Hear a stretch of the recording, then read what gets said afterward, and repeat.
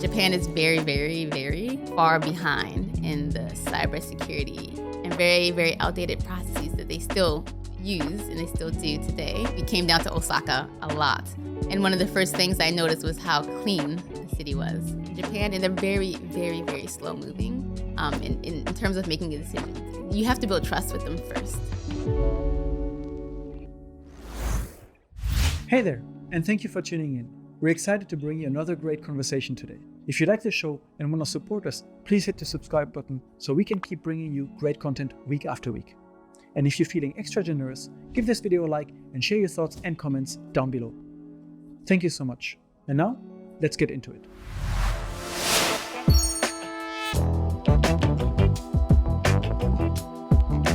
Welcome to Unpacking Japan. I'm Toby, and today we welcome Chinyere. You're a project manager in cybersecurity here in Kobe. Thank you so much for coming. We want to talk for having me. We want to talk a lot about cybersecurity today and also some very interesting side projects you have started over the last few years. And I want to start first by kind of understanding a little bit what brought you to Japan in the first place. Yeah, good question. Everyone always asks. So essentially, I guess it's kind of similar to what most people would say coming here. When I was younger, I actually liked an anime called Ranma One Half. Usually no one knows this anime. I don't know that. It's very old. It is a very old anime, and I got it with me and my sisters from a Blockbuster.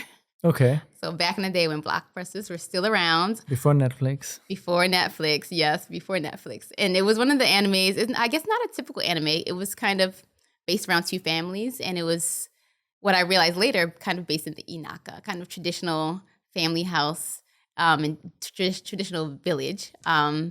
But anyway, yes, I love that anime. And so when I got to high school, I studied Japanese, just kind of as a second choice, as kind of my backup for Spanish. So long story short, at the time, after I graduated from university, I either wanted to go to a Spanish-speaking country through the Peace Corps, so I was applying to the Peace Corps, or go to Japan, the JET program. And I ended up getting into the JET program first, so I came to Japan. The JET program has limited amount of seats, right? So you have to apply and you have to go through different rounds of application. We had to apply, get through that round, and then we had to go to the interview stage and pass that, and then we were... Had you been to Japan before going on a JET program? No, never. I only from what I saw in the anime, and I thought, wow, that looks really cool. It would be interesting to see if it's actually like that in Japan. So, where did you end up being placed? Toyoka, do you know? Toyoka, like in Osaka area? It's Hyogo. Oh, Hyogo. North already. Hyogo. So a very small rural city. Not very many people at all. You could drive through it in maybe 5 minutes. That's tops. very small. Yeah, very small. It's a very small city. What was it I loved it though. When you first arrived? What was it like? Oh, good question. Like in the city or just in Japan in itself? Japan in general. Well, first we landed in Tokyo for orientation. And for me, that was a huge city. Where I'm from Baltimore, Maryland, which is kind of small city. So I've never been in such a big city before. And one of the first things I noticed was how clean the city was. So it was a very, very clean city for the amount of people. So I was very, very shocked. And I guess the other thing I noticed coming and moving into my Japanese apartment was, well, that's more, I guess it's more in the wintertime about the insulation. Oh, yeah. The insulation. And I lived in an old apartment. The door didn't close quite all the way, so wind would blow through. It was very, very interesting experience, I think, when I first got here. Yeah. I mean, Baltimore also gets quite cold, I think, kind of northeast US. And it does. We get snowstorms and everything, so. Now you get here, no snowstorms, but it feels colder because there's no insulation. But actually, Toyoka, we get snowstorms. Oh, really? So it was snowstorms plus no insulation, and the AC was not really working / was really expensive if you turned it on. So I spent a lot of time that first year freezing until I got a kotatsu, which saved my life. The famous kotatsu. I love the kotatsu. I cannot get through the winter without a kotatsu. Still using it today? I still use it, yes. What was it like on the JET program for you? Oh, I love the JET program, actually. I know one of the downsides is that you cannot choose where you get placed, or specifically high school or elementary etc. You can't choose your location, your placement in general. So I ended up, getting placed. That was not my first choice in the Inaka, in the countryside, and in high school, which I really didn't want to do because based on my experience in the U.S., high school would not be fun. And so I had that same image when I came here. But it turned out that they were the best students I've ever had in my life. And so I love teaching high school, and I especially love the students there. They were so friendly, so kind. They really, really, really were interested in learning English, and they're just overall really good students. That's quite rare. You hear a lot of stories from English teachers that deal with kids that don't want to learn English, so that are not particularly interested, that are kind of sleeping in class. Yeah. But that was funny. Yeah, almost all of my students, there was maybe 1 or 2 kids that actually slept in class, but I just went and woke them up, and it was fun, and everyone laughed. So it worked out pretty well. But yeah, for the most part, in the countryside, they were really, really good students. Everyone participated in class, and they had fun. They enjoyed it. I will say, though, coming to the city was a total different story. We'll get to that in a second. But you were saying when we started that what got you into Japan is this one anime that is happening in the countryside, and then you end up being placed in the countryside. Yeah. How was it? Did it meet your expectations? Was it different? Was it surprising? Oh, no, it was kind of exactly what I thought it would be. I wish I was really excited and happy about, but kind of shocked as well. The houses were just the same. There was a river running through the town with the little poles on the side where the main character Ranma would run on top of. So I thought, oh my God, I just kind of entered into the the Ranma world, and it was a bit magical, I think, for me. So I think maybe that also adds to why I really love Toyoka. But yeah, it was really exciting when I first got here. Yeah. Eventually you moved away, right? You said you moved to the big city, and that was a big change once again. I did. So the downside of living in the Inaka is that there's not much to do. Mm-hmm. And if you're coming from the city where we have parties, we have events, we have different things to do, and the mall does not close at 7 p.m., you kind of get to the rural countryside and think this just really what am I doing with my life? And I was young at the time, so 23. So I wanted to go out, I wanted to party, and there was nothing to do. So at that time, we came down to Osaka a lot. And so I ended up loving Osaka. So after the JET program, I went home, and I thought, well, I miss Japan. I want to come back. And I was like, this time I'm going to come to the city so I can have some fun and have things to do. And so that's what I did. So you actually went home. You didn't transition within Japan. You I kind of didn't, left. which I regret, though, because the reason that I went home was more, not necessarily peer pressure, but pressure from family to go home and to start a career and to, get a real job. Because, people didn't think this was kind of like the real world. It kind of was college part 2. Mm-hmm. It's kind of the image. You were just kind of hanging out, having fun, and not really working. So after a while, I thought, well, I should go home. I see people they're managers at different companies. They're progressing in their career. And I felt like I was stuck as well because everyone's just asking, what do you do? What do you do? And I'm a teacher. So then I went home, regretted it because I missed Japan and I missed my students. I had really good students that year too. Because you leave in the middle. When you're on the JET program, you leave in the middle of the school year. Really? That does make sense. I know. But it's because they're going with the American schedule. So we get out of school in May. And usually we start school in August. So the JET program, we came in August. And so I had to leave in August, even though I just got new kids in April. And I love them, and it was very sad. So I always had that regret and wanted to come back. It's also a little bit sad about what you said, which I think maybe it resonates with many people, but this idea of if you're a teacher, you don't really have a career and so on. But teaching is such an important job because you are kind of shaping the characters of the future generation, right? Yeah, and it's so undervalued. At least to a certain extent in Japan, it's much more respected. But in the U.S., is very much not respected. And it's kind of even the students don't really give you respect. So I think it's something it's a shame because the teachers are really raising the next generation of workers, of of people in a society, and they should be highly valued and appreciated, and even paid adequately for their services. Eventually, you decided to change career and you moved towards working in the field of cybersecurity. How did you get started in that? Yes, that's a kind of a roundabout, interesting tale, because I had been trying to get out of teaching for maybe 2 years before I actually got out of teaching and into cybersecurity. Um, but essentially, what drove me to do that was because working in teaching here is kind of a ceiling to where you Hmm. can go and how much you can get paid. And I wanted to, I had different financial goals. I wanted to, invest in real estate. I wanted to, buy property. And you needed a certain amount of income to do so, like a minimum for the banks here. So one of the things was I just knew I had to change professions. So I did a business training program called JMEC, which I thought would be helpful in getting me new networking contacts, new people that I can get in touch with that I would have never met as a teacher, and also give me experience in other skills in business and strategy, marketing, etc. So I did that program. And then was it the year after? I believe the year after that, I ended up talking to he's a lecturer a lecturer and a judge for the program, and he's a serial entrepreneur. So I talked to him because at the time I was over my teaching job. The kids were terrible, and I just did not renew my contract. So I thought, well, while I'm looking, I might as well help out at his company. So I asked him about maybe being a tour guide or helping with any type of nanny service.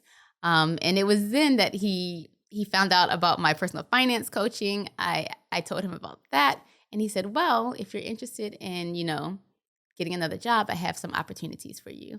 And he gave me 2 different opportunities, and one being the cybersecurity job. So that one seemed more interesting because he said it was a small company, almost kind of like a startup. You'd be doing a lot of different things in the company. And so I thought it seemed more interesting, just more exciting. So you didn't necessarily have a direct background in cybersecurity specifically, No. but kind of brought in like some project management skills to the job and applied it to cybersecurity. Yes. So actually, when I was in university, I studied civil engineering. Hmm. So I did engineering, and when I graduated, I did project management Makes in sense. California. So I had some background in project management, and just before I got that job, so in the process of trying to get another job, I had been studying data analytics and programming because I like programming. I like that part of engineering, and so it's something I wanted to keep up, and I just kind of fell into data analytics. So I kind of had, the project management and some engineering and programming, I guess, background. So you have all this experience now working and teaching in Japan, and finally you kind of move away from it into this new company, into this new field. What exactly do you do now in your day-to-day job? Yeah, that's interesting because he was quite right that I would do a lot of different things, and not just work with clients. So I've been doing a lot of internal things as well. So maybe in the morning I would, get up, check my email while listening to, the ISF podcast, just kind of a podcast on cybersecurity. So because I'm trying to learn more about the field, and then maybe arrange schedules, set up meetings, try to coordinate partnerships because at the time when I first started working, we were trying to solidify partnerships with various product and software companies, as well as partnerships just overseas, abroad. And we were looking into setting up offices abroad as well. So I kind of oversaw that, as well as the redevelopment of our website. So I would maybe hop on a call with our developer. We would go over some designs. I would maybe create some content for the site, as well as some content for social media, et cetera. It's just kind of a varied position, write a few proposals. In this field of Something like cybersecurity now, what is the core activity that your company or the core service that you offer that you're kind of trying to bring to clients? Yeah, our main service is consulting, but in that, there's a lot of different things that we do. So we do risk assessments, vulnerability assessments, pen testing, et cetera. But the main core, I would say, is the consultancy. So just being able to give companies advice about what they can do to make a stronger security posture, and really test their company, their people, just for vulnerabilities, and really, I guess, teach really, especially awareness. I am a big, I guess, proponent of education. Maybe, I don't know if it's the teaching background, but we do try to push the security awareness training for our clients as well. So that's something we do a lot as well in the company.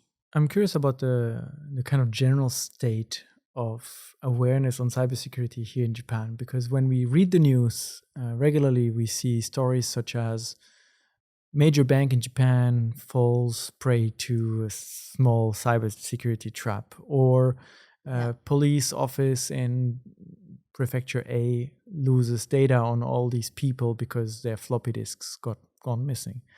So what's the state of things when you interact with those clients and you kind of try to explain to them how aware are they of the risks in 2024, 2025? Yeah. So I think overall, this, from my experience and my opinion, Japan is very, very, very far behind in the cybersecurity field. And I think it's really because, maybe just going back, they used to do a lot of outsourcing of that kind of stuff to people outside of companies outside of Japan. Interesting. And only now are they trying to, and by now, I mean, for me, it's new to me, so it's only now as in a couple of years, but it's probably more than that. Realistically, they're trying to bring it back in, and they're trying to educate their own people in cybersecurity, and bring up more cybersecurity professionals. But before, they had always outsourced it. So there was no one actually here who did cybersecurity per se, or not many if there were. So first, that is the problem, and that's why they're really, really behind. The second part of that is that Japan is very slow in changing. And so, like, as you mentioned, they have very, very outdated systems and very, very outdated processes that they still use and they still do today, which of course creates a huge threat when it comes to cyber criminals, and people will take advantage of that and have been, which is why it's been showing up in the news a lot lately. And I think a part of it is maybe, and this is what I've kind of heard, and maybe there's some truth to this, that previously, before this kind of big jump in technology where we have Chat GPT and AI, it was kind of hard to get into Japan just because of the Japanese language barrier. Mm-hmm. And so it would be much easier to spot someone who's trying to pretend like they're Japanese and is not Japanese, right? Because they'll do something wrong, because Google Translate will not do a very good job of translating into Japanese. But nowadays we have AI, we have ChatGPT, and it's so much easier for criminals to take advantage of that and to actually use that to get into the system. So it's so much going on here. But I hope that answered your question. Yeah, it does. But it sounds kind of very interesting to me that you would outsource your cybersecurity, because it sounds to me as if you're basically already creating an entry point. It's very true. By it's very true. Kind of not securing yourself, but okay. Exactly. And I think it was mostly because they did not have the knowledge here, and they did not have the people. And so the easiest solution was to just go abroad, kind of hire someone abroad who had that solution already and that they could just implement immediately. And I think that's what they did. So but now, they have this shortage now. Now they don't have anyone here to actually do cybersecurity, or not many people, I should say. They do have some, but a lot of catching up to do as well. Yes. So when you are working on these kind of consultancy projects, and you kind of go to a Japanese client and you start explaining things, where do you usually start when they are kind of so far behind? What do you have to bring them up to speed with? What do you see them to be very surprised about?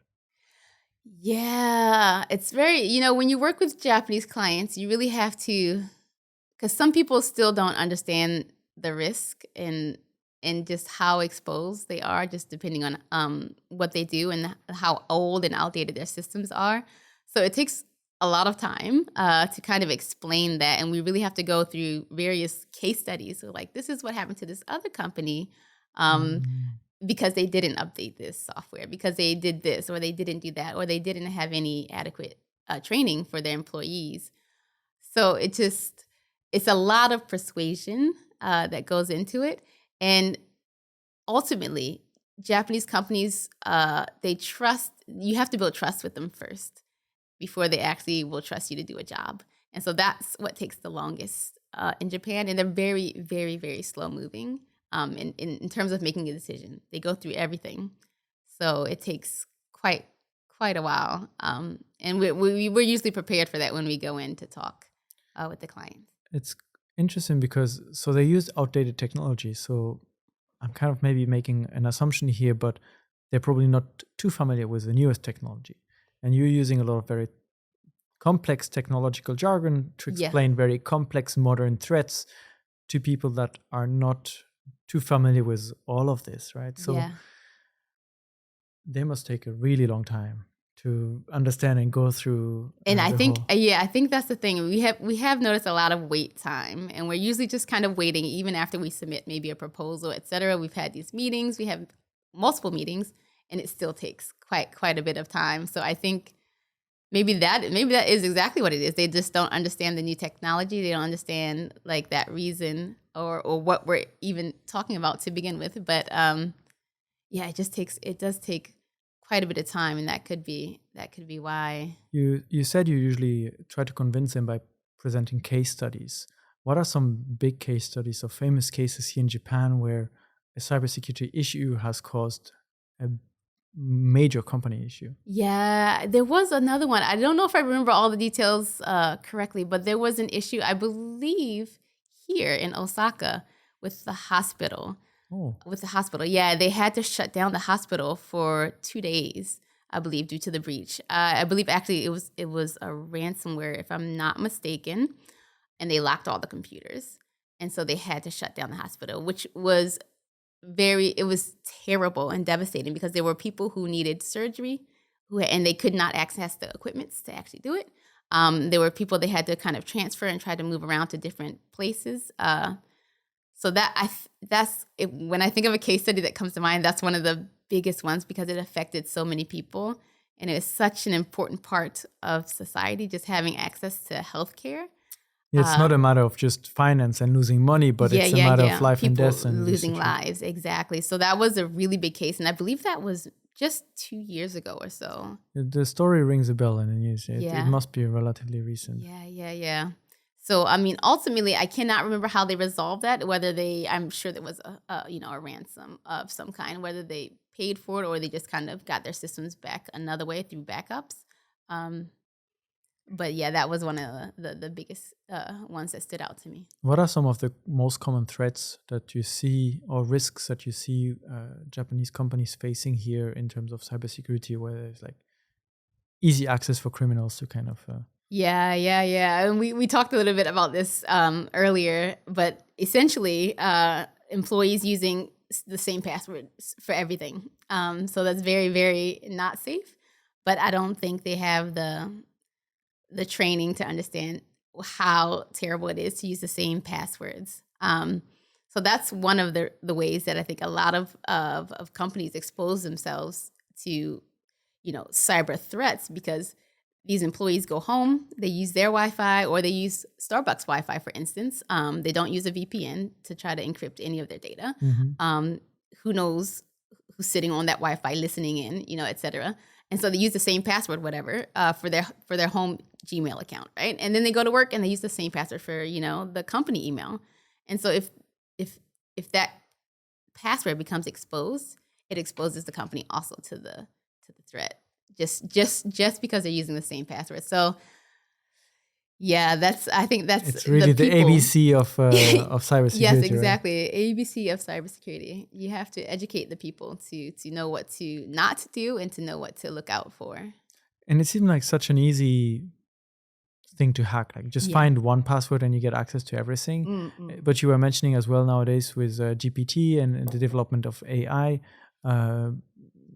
the possible threats are also becoming more complex, and they're also able to overcome more robust defense systems. Yeah. So ransomware, for example, people getting an email and just opening the file. And Yeah. No, it's really crazy. And I think sometimes companies here, they just because I guess no ransomware has been declared, like nothing outwardly has come out. They think that they are safe or they have good cybersecurity management and risk management, but that's not necessarily the case because there was one company who suffered a breach that we were working with, and we went in and we discovered like what happened when, who got in, etc. But we also discovered something else interesting, which was that before this, hopefully I can share this. I think it's okay. But before this breach, maybe a year or two before, someone else had gotten in and had been using their resources, the system resources for the company, I believe for crypto mining or something of the sort. And the company, of course, had no idea because no alert was triggered, no alarm was triggered. There's probably one PC overheating a lot from all the mining. Yeah, who knows exactly. So, and then that was it. So I think there are more breaches than we know. People have been, probably in their systems for a lot longer than they think, and they're just not aware of it. You explained to me that when you're just kind of pitching a project to a new company, they take a long time to consider if this is something they want to do, if they want to make changes.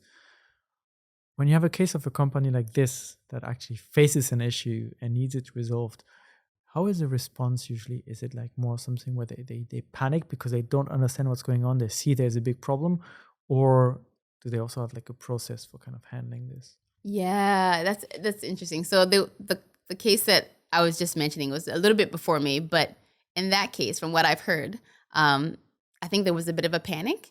And when they do that, they just kind of go with a big company, with a big name, even if it's not a cybersecurity. I think Ricoh is one of the companies. They kind of make computers, or they do They something. make cameras too. They make a lot of equipment. Something like that. And they're not necessarily a cybersecurity company, but Japanese companies will turn to them for cybersecurity. And I mean, to be fair, I'm not sure I should not talk about their capabilities, but I don't think that they are as well suited to handle such cases as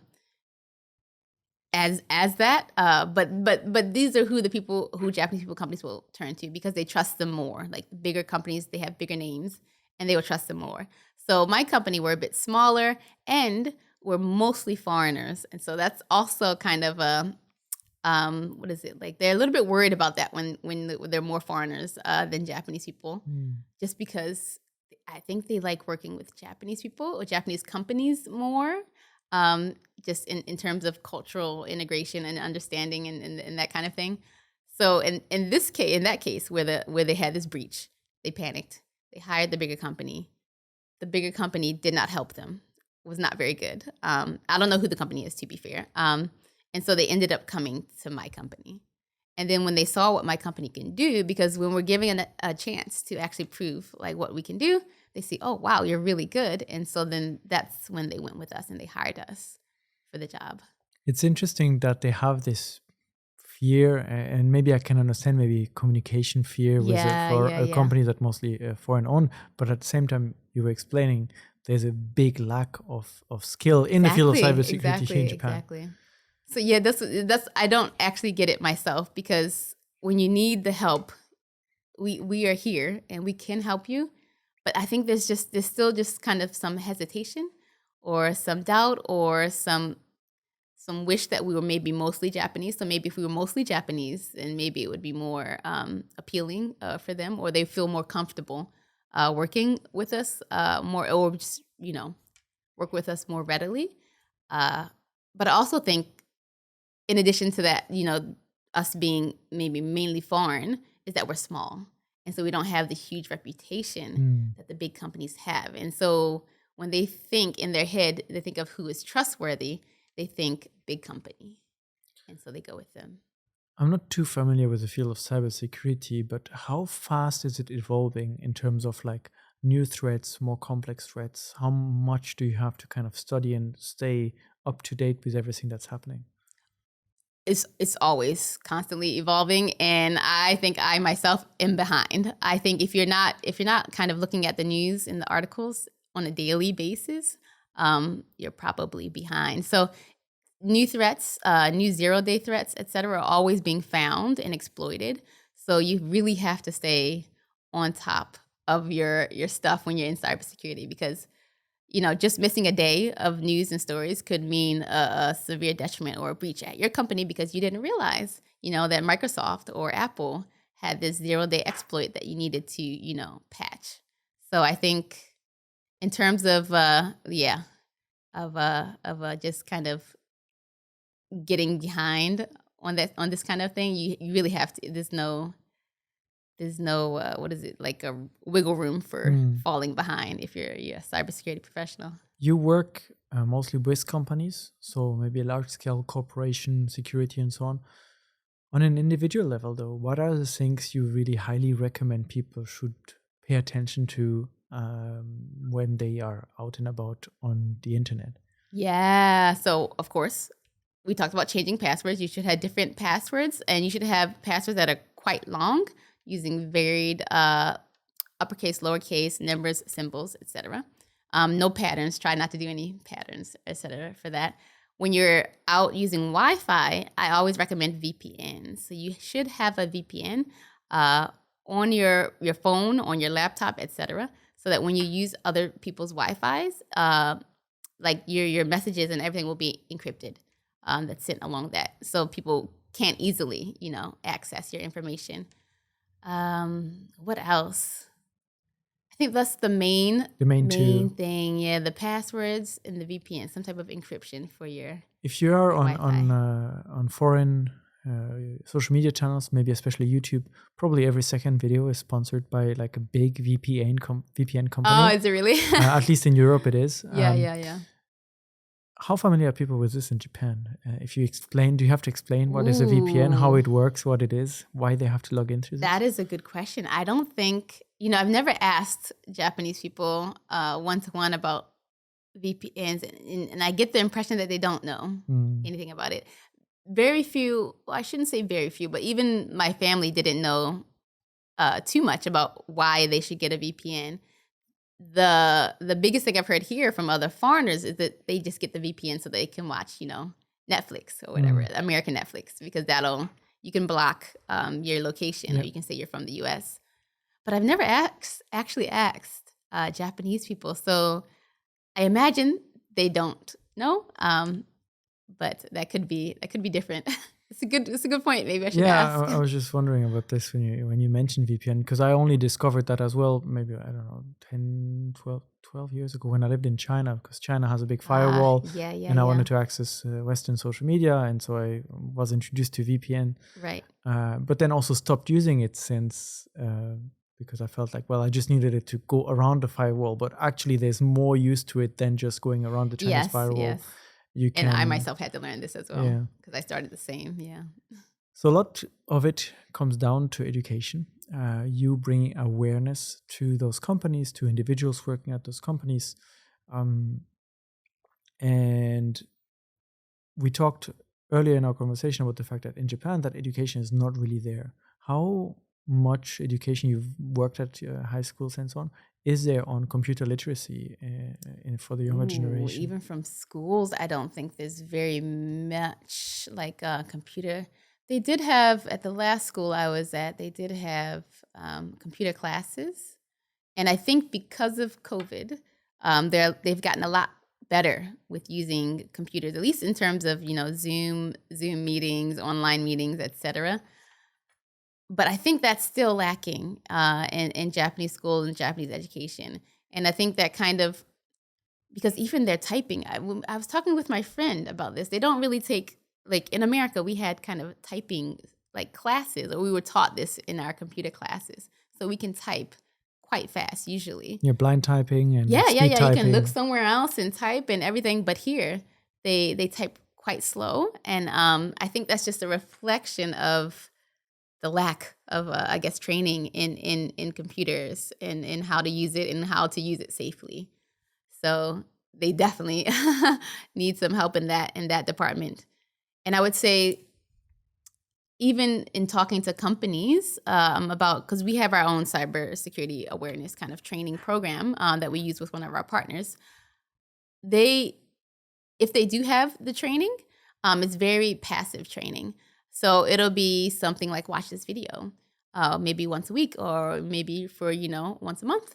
And then that's kind of it for the cybersecurity training. Nothing is like done to kind of clarify or, see if they have actually learned the material or if they understand it, et cetera. So I think overall, and hopefully this is what they're doing. They're moving into this direction of becoming more active in their training sessions. So if you could design a training session based on your teaching background and now your experience interacting with those companies, how would you best teach cybersecurity to your clients? Yeah, so I think I would start in the beginning. First, get an assessment done of what level all of your employees are at, just so you can have a baseline for where they're at, and so you can measure it later from after you institute the training, just to see that kind of comparative difference.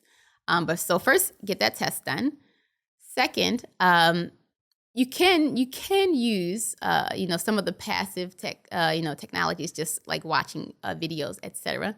But there needs to be an active component. So if you have, for example, video training 1 this day, maybe later that day or the next day have a discussion group.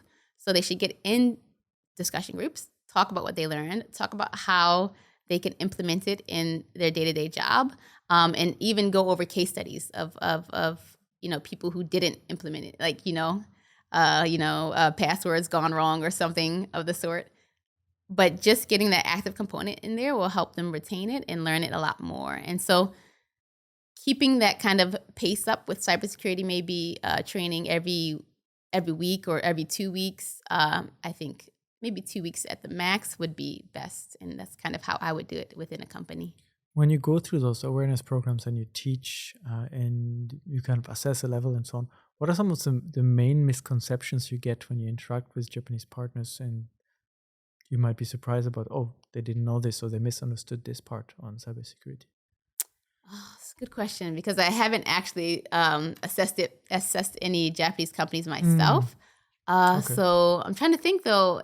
At one point, we did talk about the different kind of discrepancies, what they kind of think about cybersecurity and what is actually the reality.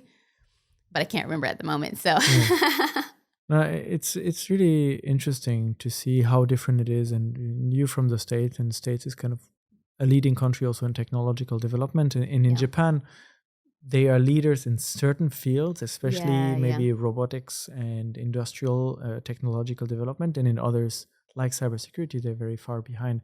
And I have this image of all these older offices with these computers that are still running on Windows XP. And it's very bad, and I think that's such a problem when it comes to cybersecurity, because even to be fair, we get these alerts on our computer, like Chrome has a new update, or this has this new app or whatever has some update available, and they ask you to update. Before, even I thought that was kind of annoying, and I would just kind of like, I just updated last week. Why do I need to update again? But you really do, because a lot of these updates and these patches, they have security measures, new ones that they've taken into account that you need to, implement in your system and software as well to protect you from cybersecurity threats and criminals. Now, the problem in Japan is not only they're a bit outdated. The systems are a bit outdated. Literally, the machines are actually outdated, and they're not even being updated anymore, which means all of the old, previously already exposed weaknesses are still out there, and everybody literally knows about them at this point. So it just exposes them to a whole range of threats that could be avoided if they just get new computers or update the software and systems, etc. Get rid of the floppy disks. Never a good idea. Although floppy disk might be the one thing you can't really hack, right? I mean, but if you get your hands on it, nothing's encrypted. Everything you can just but copy. You need to physically steal the floppy disk. You do, to be fair. You do need to physically. You did mention apps, though. And we were talking before we started recording that there is incredible amount of apps in Japan. Basically, every single store, every single Yeah. shop, every single restaurant, every single anything will ask you to download the app, give up your personal information, Yeah. and basically put in a password. And this is where I'll put the same password everywhere comes in. Yeah. And in the apps, sometimes, depending on what kind of app it is, we'll ask for your credit card information and if you want to store it. And a lot of people store it. And for me, I just cannot do that because for me, that's just increasing the attack surface, essentially. So if you have 10 apps and all of them have your different credit card numbers and information on it, that's like 10 more chances that a cyber criminal has to access your information. So it's really, I think that's really a big problem and I think a big issue that people are seeing more and more of. Just these apps and putting all your information on the apps, and then one day the app gets hacked and your information is stolen. And then used for something else. And then used for something else. Exactly. Sold on the black market, the dark web, really, the dark web. Yeah. What do you think needs to happen for kind of a faster acceleration of this like cybersecurity implementation here in Japan?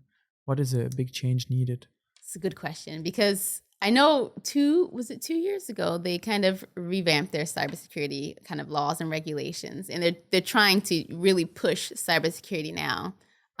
Whether it's working or whether we'll see the results of this push anytime in the near future, I am not sure.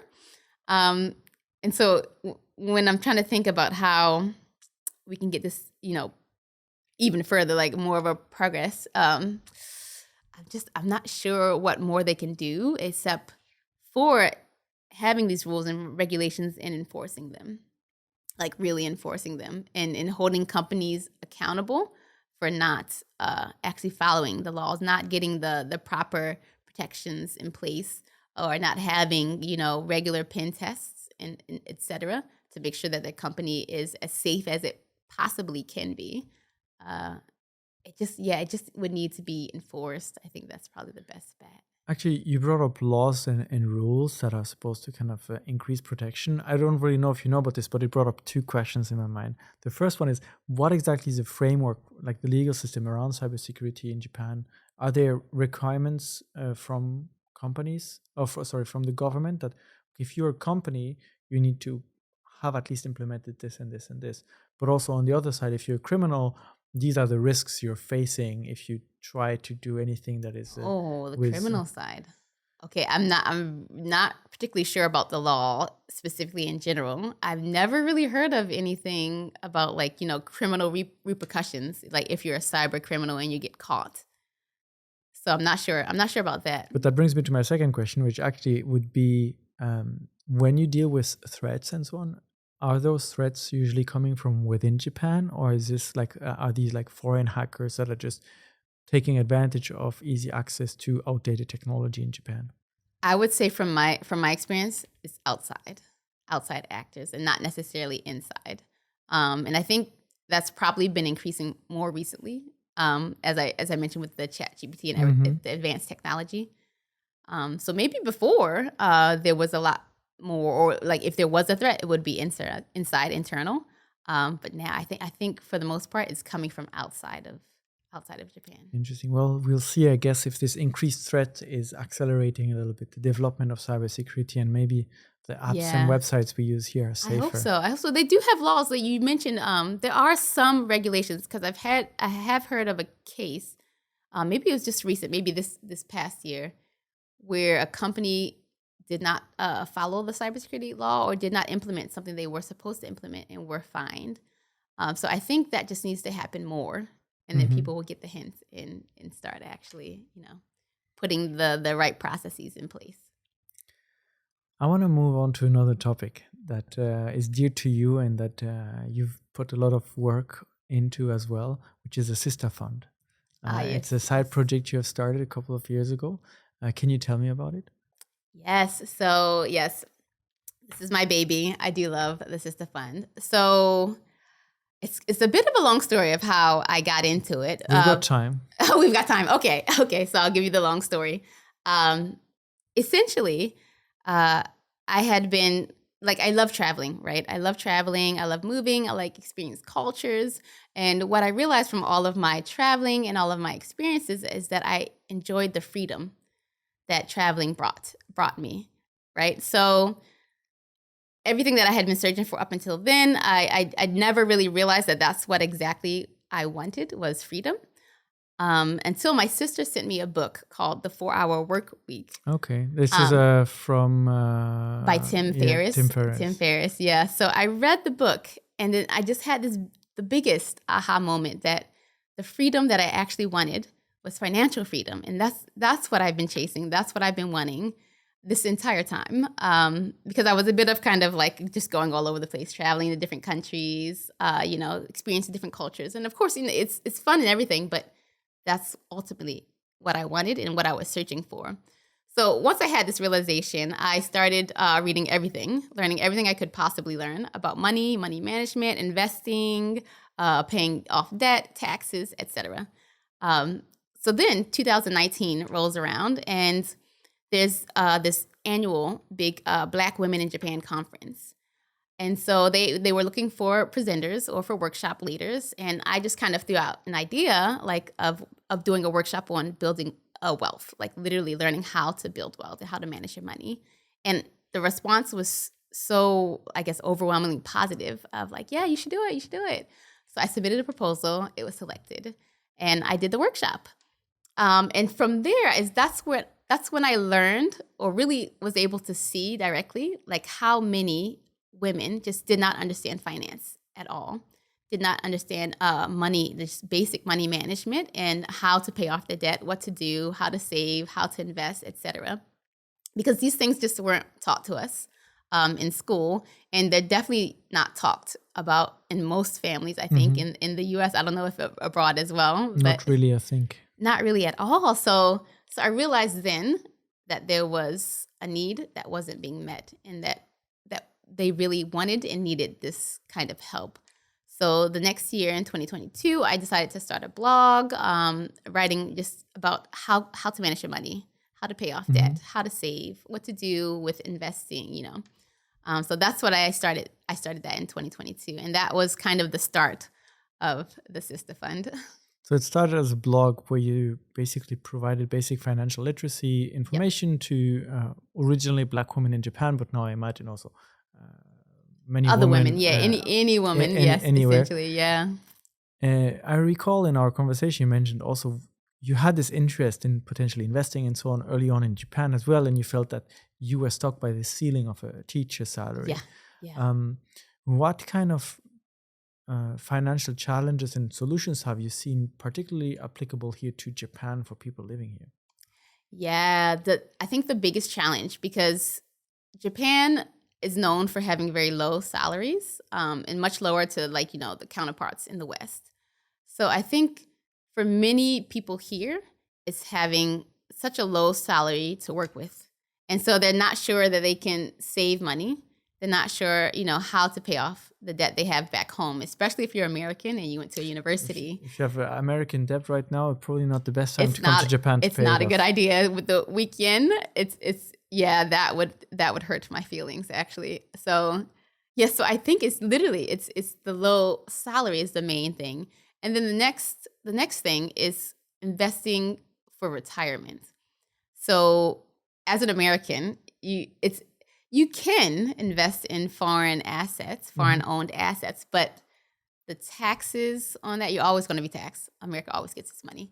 You're always going to be taxed, one. And two, just filing the taxes and the paperwork for everything is just a headache.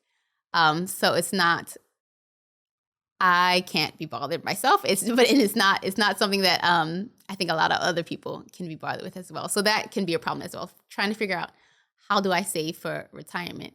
And how do I invest if I can invest in foreign assets, even though I'm living in Japan? After you started the Sista Fund and you started this blog and you had this big workshop at the annual conference, how did that change your trajectory here? Because I imagine you got to meet and interact with more and more people through that channel. Yeah, exactly. I met with a lot of people, especially women who wanted to learn more about their finances, essentially. And so I stayed in contact with them. And eventually I was able to, once I guess work and everything settled down, I was able to actually start my own women's group that meet we meet monthly. So essentially, just from that workshop, I started this group. And so we have monthly meetings. We talk about our goals. We do various activities. Like we had last year, it was really one of our first activities was having a 10K creation challenge, create money, which was really fun to do as a group. And each of us adding money to the pot. It was really fun to do as a group, and really, I guess, eye-opening to see that we can, even if we have low salary, we can find other ways to make money. Whether it's kind of just, selling things from home, getting extra side gigs or side hustles, etc. So yeah, that's one of the really fun things that we do in the group now, and that's kind of, I guess, helps me realize that I want to help people in this field as well, like in the personal finance space. I cannot talk for some reason. It always kind of comes back to education, right? The teaching, the education on cybersecurity, educating on finance, and so on and so forth. So the passion is kind of still alive. Yeah, I think I love teaching, and that's exactly right. I think that's what ties me to even personal finance coaching and personal finance teaching, just because I love helping people learn something that can better their lives, that they can use and that they can, teach other people and kind of spread the word about. So yeah. You came to Japan after being inspired by an anime, and you've been on this journey for a few years now through teaching cybersecurity, personal finance. Looking back, has Japan kind of met the expectations you had for it? Has it been a completely unexpected experience? Oh, good question. In certain cases, it has met my expectations in a positive way. And then in certain cases, there's been kind of like times when reality hit and maybe it's not so rosy as I thought it was. So there's, of course, been ups and downs living here because I've lived here for quite a while. But overall, I really love the people I've met, the experiences I've had. And I'm not sure I would even be here talking to you about personal finance coaching or cybersecurity if I wasn't in Japan, if I didn't come to Japan, because my trajectory before was completely different. If it wasn't civil engineering, it was going to be medicine. Literally, I was supposed to go to a medical school, but I came here. Wow. So yeah, I think Japan totally changed the trajectory of my life. Completely. And so if you have people back home listening and thinking about coming to Japan, or kind of already here and unsure on how to proceed with their career, from your experience, what kind of advice would you like to give them? Well, I would say if you really, really, really want to come to Japan and you have no idea what to do, the easiest way is to come as a teacher. So I would just come as a teacher. Once you're here, it's easier to branch out and to get other jobs. But it's very hard to get a job outside of Japan. So it's better to get here first and then get your job or get into the career or field that you want to get into. That's kind of the advice I would give. And just be, when you come, just be intentional about what you do. So networking, going out to events, meeting the people that you need to meet, learning the things that you need to learn. And then go that way. Just kind of follow your passion, follow your dreams. So what's next for you then in your career in cybersecurity and the development of Sista Fund? Do you have projects coming up, things you want to do, things you want to achieve? Oh, that's a good question. I really would like in cybersecurity to work with a company and implement my own kind of like what we talked about, educational strategy for the company, and just kind of see the results, the differences between where they are now and where they will be after a year. I really would like that opportunity. So hopefully, fingers crossed. To create your own program, basically. Yeah, to create my own program. I hope that happens as far as cybersecurity is concerned. But also in cybersecurity, I think it's very, very cool to be an ethical hacker.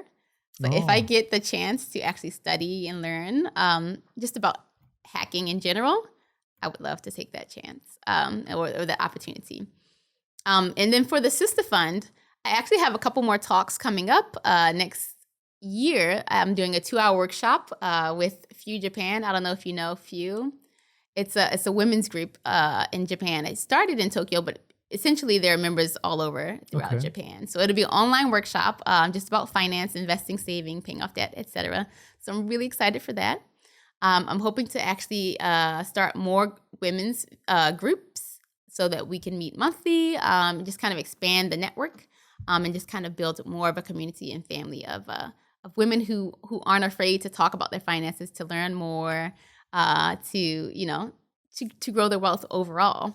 And eventually, I would like to have a fund that I can use to support women with business ideas. Hence the Sista Fund. Yes, exactly.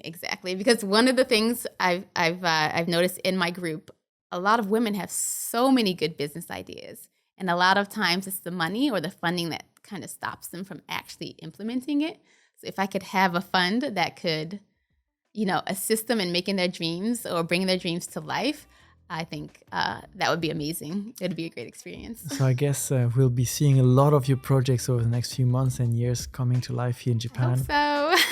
We'll put all the links in the description for people who want to reach out, join the groups, and maybe get in touch with you if they have more questions on cybersecurity or about personal finance. Yeah, that would be awesome. Looking forward to it. Chinyere, thank you so much for coming today, sharing your time with us and your insights. Thank you. Thank you everyone for listening and watching. This was Unpacking Japan, and we'll be back again next week. Bye. Bye.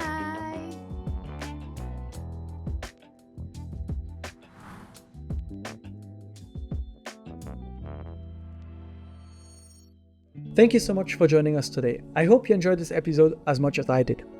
Please hit the subscribe button so you don't miss out on future conversations. And we'd love to hear from you. Share your thoughts in the comment section down below. And if you enjoyed this episode, here are a couple more that we think you'll enjoy. Thanks again for your support, and we'll see you next time.